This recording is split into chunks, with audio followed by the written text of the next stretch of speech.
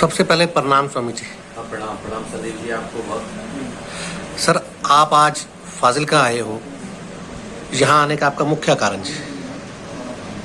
मुख्य कारण मेरा तो बस एक ही कारण है, एक ही मेरे जीवन का उद्देश्य है, कैसे ज़्यादा से ज़्यादा आनंद बांटा जा सके और कैसे मित्रों तक सच का संदेश पहुंचाया जा सके। उसी उद्देश्य से मैं यहाँ पर भी आया हूँ।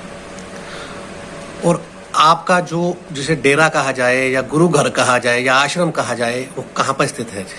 हमारा अभी कोई आश्रम नहीं है, तो मुझे बहुत ज़्यादा आश्रमों में ज़्यादा भरोसा भी नहीं है। मेरा भरोसा बस एक ही चीज़ में है कि जो मनुष्य जीवन का लक्ष्य है, देखिए हर व्यक्ति खुशी खोज रहा है, चाहे वो धन के माध्यम से खोज रहा हो, परिवार के माध्यम से खोज रहा हो।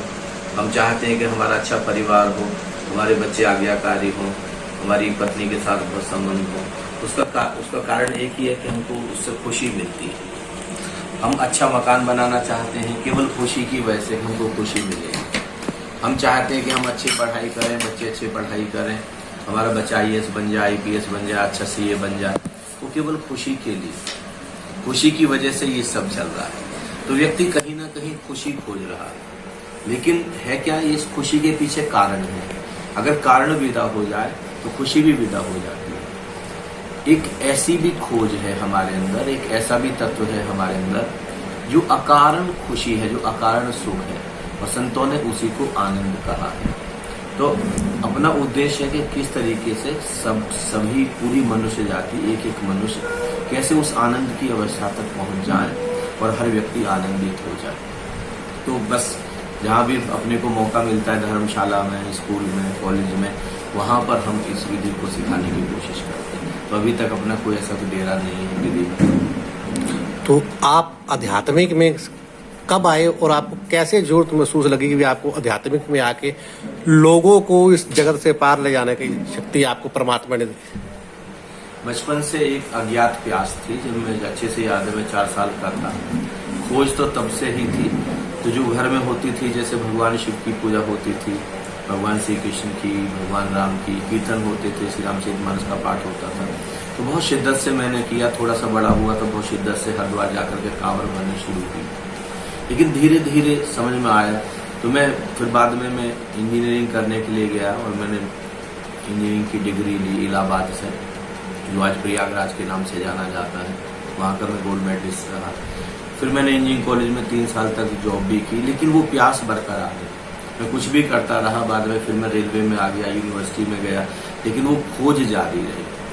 मेरी खोज में 1999 के बाद बहुत तेजी आई, जब मैंने अपने अंदर खोजना शुरू किया। और नेपाल में जब मैं गया, नेपाल में जा कर के मुझको बहुत ही सहारा मिला एक संत का, और उन्होंने मुझको भीतर खोजने में मदद की। और फिर सन 2002 6 मई को मेरे ऊपर अस्तित्व की बारिश हुई, परम आनंद की बारिश हुई, जो परम सत्य को उपलब्ध हुआ, परम ज्ञान को उपलब्ध हुआ।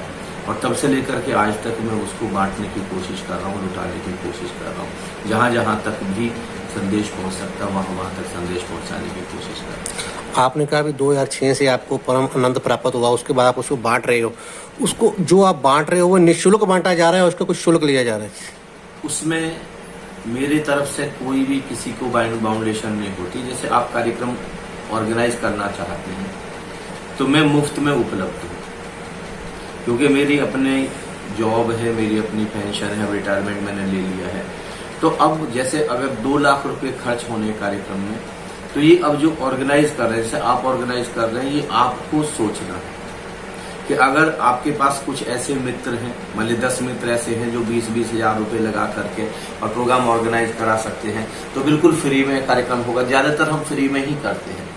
कुछ ऐसी जगह हैं जहां पर मजबूरी होती है, यहाँ पर कुछ मित्र इकट्ठे होकर के आपस में नहीं कलेक्शन कर पाते, डोनेशन नहीं कर पाते, तो वहां पर कहीं कहीं इक्का दुक्का फीस भी रखते हैं। वैसे ज्यादातर फ्री ही होता है, ज्यादातर मुफ्त होता है।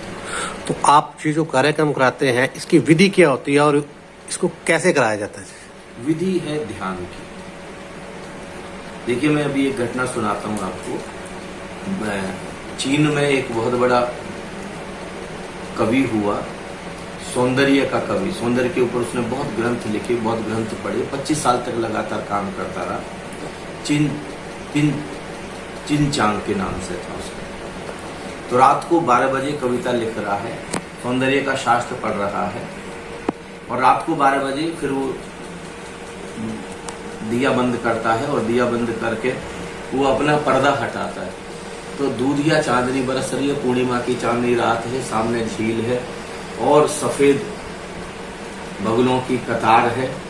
तो इतना देवदार के वृक्ष खड़े हैं, इतना अभिभूत हो जाता है, पल भर के लिए ठिठक जाता है, और एकदम से उसके अंदर से एक सेंटेंस निकलता है, हाउ मिस्टेकन आई वाज, मैं कितनी बड़ी भूल में था, कितनी बड़ी भ्रम में था।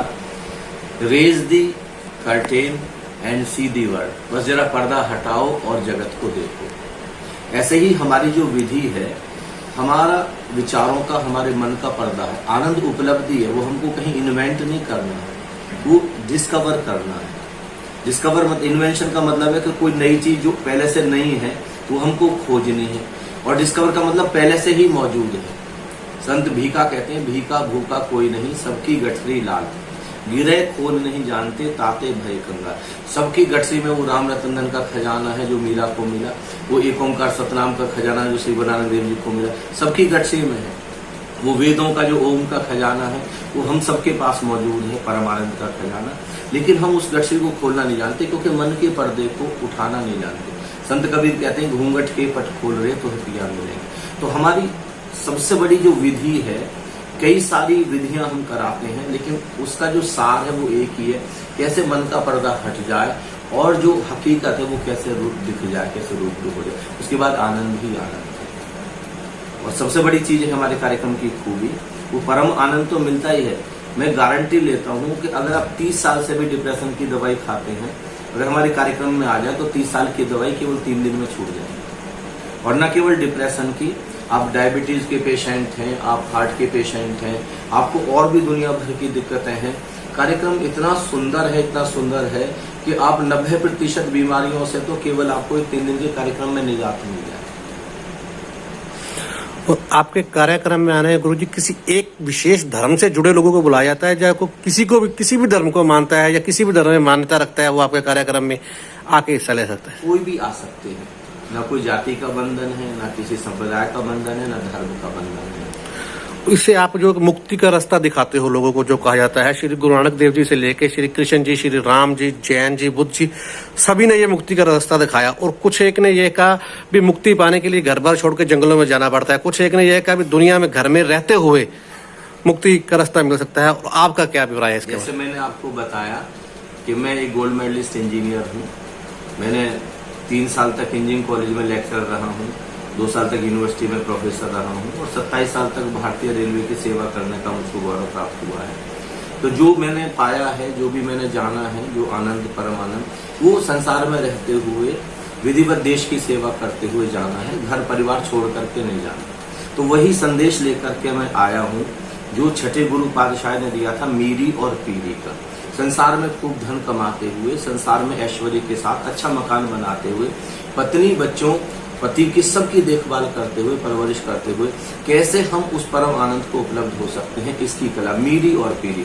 उसको मैंने नारा दिया है 200% सक्सेस, नए मनुष्य का निर्माण, मेरा भारत महान। एक ऐसा नया मनुष्य अब भारत में खड़ा करना है जो घर छोड़ करके जंगल नहीं भाग गया है, जो परिवार की जिम्मेदारी छोड़ करके नहीं भाग गया है, परिवार की, केवल परिवार की नहीं, समाज की जिम्मेदारी निभाते हुए, अपने राज्य की जिम्मेदारी निभाते हुए, अपने पूरे देश की जिम्मेदारी निभाते हुए आपको उस परम सत्य को अनुभव करना है, उस परम आनंद को अनुभव करना है। ये हमारा बेसिक थीम है।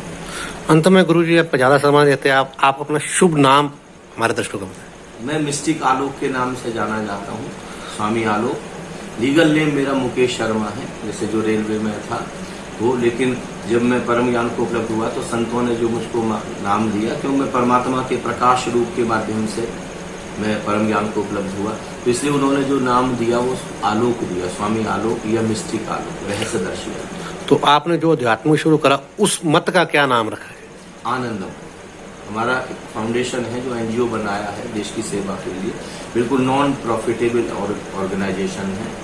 कि एक ही उद्देश्य से बनाई गई है कि किस तरीके से बांटा जाए ये ज्ञान जो वेदों में लुप्त है, वेदों में छिपा है, जो श्री गुरु ग्रंथ साहब में छिपा है, जो गीता में छिपा है, लेकिन अभी उजागर नहीं हो पा रहा। तो जितना भी हमारे वेदों में, शास्त्रों में जो लुप्त ज्ञान है उसको उजागर करने के लिए हमने ये एनजीओ बनाई, संस्था बनाई है। उसका नाम आनंदम है, आनंदम फाउंडेशन। आनंदम आनंद का महासागर। जैसे कोरोना की महामारी ने पूरी दुनिया को चलते हो के साथ साथ पंजाब को भी अपनी चपेट में ले लिया है, उसके प्रति आप लोगों को क्या संदेश देना चाहते हैं? मैं एक ही संदेश देना चाहता हूँ। देखिए, महामारी है और ये वायरस है, पहले से भी बहुत सारे वायरस थे और अभी भी हैं। हमको इम्यूनिटी को बढ़ाना होगा। ये वायरस आए और हमारे ऊपर असर ना कर पाए, क्योंकि अगर हमारी इम्यूनिटी वायरस से कमजोर है तो वायरस हमारे ऊपर अटैक कर जाएगा। लेकिन हमारी जो रोग प्रतिरोधक क्षमता है, अगर हम थोड़ा सा भोजन, जो हम अपने कार्यक्रम में बताते हैं, हमारा एनर्जी लेवल बढ़ जाए, ऊर्जा का स्तर बढ़ जाए, हमारा जीने का ढंग बदल जाए, भोजन का ढंग बदल जाए, तो हमारी इम्यूनिटी इतनी स्ट्रांग हो जाती है, इतनी स्ट्रांग हो जाती है कि ये सब चीजें हमारे ऊपर प्रभावित नहीं होती और हम बहुत सारी बीमारियों से बचे रहते हैं। तो मैं पूरे पंजाब को और पूरे देश को एक ही संदेश देना चाहता हूँ कि किसी भी तरीके से अपने रोग से लड़ने की ताकत बढ़ाएं और वो आप भोजन अपनी दिनचर्या और भोजन बदल के बहुत आसानी से बढ़ा सकते हैं। कोई दवाई खाने की जरूरत नहीं है, कोई कैप्सूल खाने की जरूरत नहीं है, कोई विटामिन खाने की जरूरत नहीं है। प्रकृति ने ऑलरेडी बहुत कुछ दिया हुआ।